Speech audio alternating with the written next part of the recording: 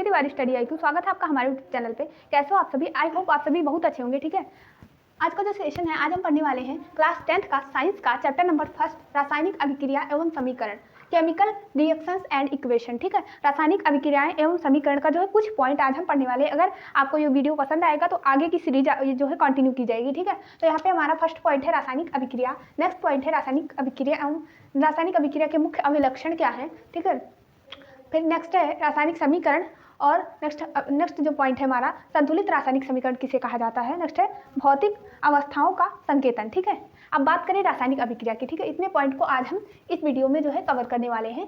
तो यहाँ पे जो हमारा फर्स्ट पॉइंट है, क्या है रासायनिक अभिक्रिया। क्या है रासायनिक अभिक्रिया? तो रासायनिक अभिक्रिया जो होती है, क्या कहते हैं, किसे कहते हैं रासायनिक? जब दो या दो से अधिक अभिकारक जब मिलते हैं, दो या दो से अधिक कोई पदार्थ मिलकर एक नए उत्पाद का जो है निर्माण करते हैं, तो उससे रासायनिक अभिक्रिया कहा जाता है। जैसे कि रासायनिक अभिक्रिया यानी किसी चीज की अवस्था में परिवर्तन, रंग रूप में परिवर्तन होती है, उसे ही रासायनिक अभिक्रिया कहा जाता है। साधारण भाषा में अगर माने तो देखें तो जंग लगना, जैसे लोहे का जो है संक्षारण उसे कहते हैं, लोहे में जंग लग जाता है लोहे में। ठीक है, तो उसको कहते हैं लोहे का संक्षारण जो होता है, उसे भी रासायनिक अभिक्रिया के अंतर्गत लिया जाता है। दही का बनना, ठीक है, दूध से जो दही बनता है, दूध जमता है और दही बनता है, वह भी जो है एक प्रकार की रासायनिक अभिक्रिया है।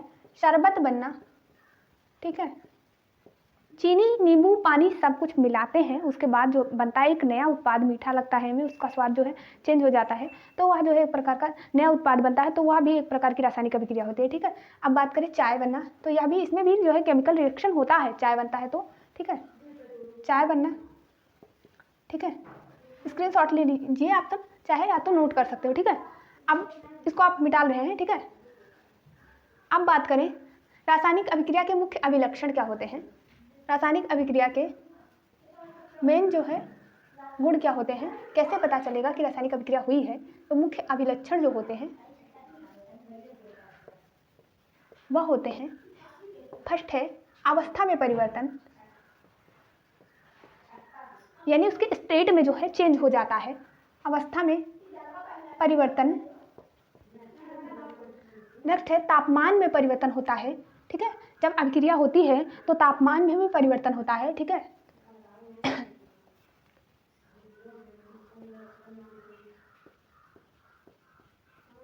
तापमान बदलता है। ठीक है, बात करें तापमान की, तो तापमान बदलना, बात करें तो कलर में भी चेंज आता है। ठीक है, रंग में परिवर्तन होता है, रंग का बदलना। ठीक है,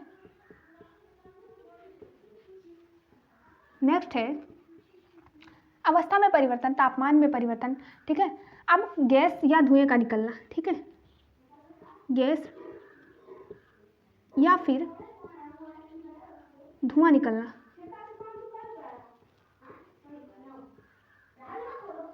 आप देखे होंगे प्रयोगशाला में कि कोई दो परख नली में कुछ केमिकल मिलाते हैं और उसमें से इतना तेज धुआं निकलता है, तो वह जो है रासायनिक अभिक्रिया वहाँ पे हो रही होती है, तभी धुआं हमको देखने को मिलता है, बहुत जगह जो है धुआं देखने को मिलता है। ठीक है, अब बात करें नेक्स्ट टॉपिक जो हमारा है, इसको आप नोट कर लीजिए। ठीक है, ये जो है रासायनिक अभिक्रिया के मुख्य अभिलक्षण जो है, अभिक्रिया कैसे हो रही है कि नहीं हो रही है, तो पता चलेगा। अगर किसी चीज़ के अवस्था में परिवर्तन हो रहा है, स्टेट में चेंज हो रहा है, तो हमें पता चलेगा कि रासायनिक अभिक्रिया जो है वो हुई है। अगर तापमान में परिवर्तन हो रहा है, तापमान बदल रहा है, टेम्परेचर जो बदल रहा है, तो पता चलेगा कि रासायनिक अभिक्रिया हो चुकी है, हुई है। यहाँ पे रंग में परिवर्तन होगा तो भी हमें पता चलेगा कि रासायनिक अभिक्रिया जो है हुई है। अगर गैस या जो है निकलता है या धुआं निकलता है उसमें से जो है किसी पदार्थ से, तो हमें पता चलेगा कि क्रिया हुई है। अब बात करें रासायनिक अभिक्रिया के मुख्य, हो गया। ठीक है, रासायनिक समीकरण, ठीक है, केमिकल इक्वेशन। तो बात करें जो है उनके प्रतीक जो होते हैं, सभी तत्वों के 118 जो है एलिमेंट अभी खोजे गए हैं, तो उन सभी तत्वों के, ठीक है, यौगिकों के प्रतीक के रूप में जो है लिखा जाता है उनको।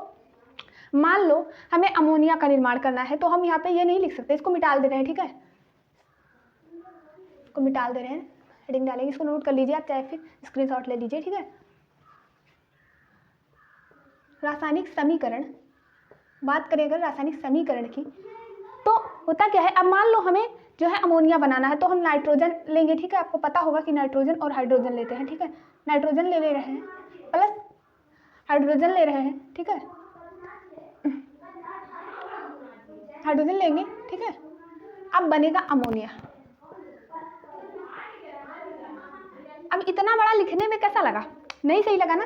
अब इनका जो है प्रतीक होता है एक, आवर्त सारणी में आपने पढ़ा होगा, देखा होगा, कभी ना कभी तो देखा ही होगा, ठीक है, आप 10th में पहुंच गए हो। तो बात करें नाइट्रोजन का जो प्रतीक होता है वह होता है N, और हाइड्रोजन का प्रतीक जो होता है वह होता है H, ठीक है। अब बात करें अमोनिया का जो होता है फार्मूला जो होता है NH3 होता है, ठीक है। अब देखो, अब तो यही है रासायनिक समीकरण, ठीक है, यही है। उनके जो है तत्वों तथा यौगिकों को उनके प्रतीकों के रूप में लिखना ही रासायनिक समीकरण है, ठीक है, अभिक्रिया के जो है समय में। अब बात करें संतुलित रासायनिक समीकरण क्या है, तो यहाँ पे देखेंगे तो हाइड्रोजन के जो है दोनों तरफ जो होता है द्रव्यमान संरक्षण के जो नियम होते हैं उसके अनुसार जो होता है दोनों तरफ समान जो है अवस्था, समान जो है अणु होते हैं। उत्पाद में भी इसे जो हम कहेंगे अभिकारक, और जो राइट हैंड साइड पे होता है उसको लिखा जाता है उसको उत्पाद कहते हैं। अब ये जो है हमारा है, अब इसको कहेंगे अभिकारक, ठीक है, और ये जो हमारा है वह है उत्पाद। अब बात करें उत्पाद में, यहाँ पे जो देखेंगे तो हाइड्रोजन जो हमारा 3 है, यहाँ पे हाइड्रोजन 1 है। अब यहाँ पे जो नियम है हमारा कि जो है सबसे जो है यौगिक में जो जहाँ पे ज़्यादा अणु है वही वाला यौगिक जो है सबसे पहले उसी को संतुलित करेंगे, उसी तत्व को, तो यहाँ पे 3 लगा देते हैं। अभी नाइट्रोजन तो 1 ही है, तो जो है रासायनिक समीकरण जो है संतुलित हो गया। अब बात करें भौतिक अवस्थाओं के संकेतन की, ठीक है, तो उसको हम इधर ही देख लेंगे, इधर ही देखेंगे, ठीक है, उसको आप नोट कर सकते हैं, नोट कर लीजिए या फिर स्क्रीनशॉट ले सकते हो, ठीक है। अब ये जो है संकेतन की बात करें तो उनके भौतिक अवस्थाओं को जो है उनको भी, अभी अगर द्रव है, जलीय विलयन है, तो मान लो जलीय विलयन लिखेंगे समीकरण के बाद तो बहुत बड़ा ना हो जाएगा, तो इसलिए जो है उसके लिए भी एक संकेत दिया गया है।